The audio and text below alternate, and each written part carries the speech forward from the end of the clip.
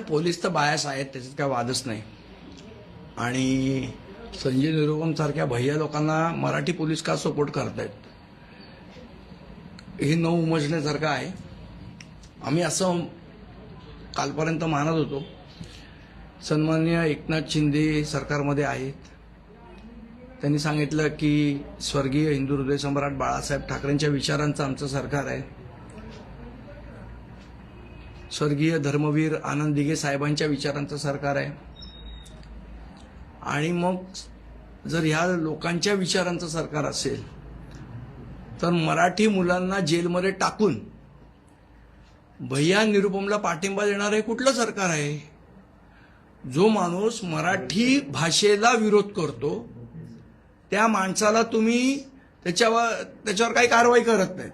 उलट त्याला प्रोटेक्शन देऊन त्याला परत पाठवता आणि आमच्या मराठी मुलांना जेलमध्ये टाकता. हे कुठलं सरकार आहे?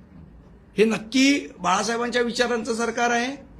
हे नक्की आनंद दिघे साहेबांच्या विचाराचं सरकार आहे का? हा आमचा प्रश्न आहे.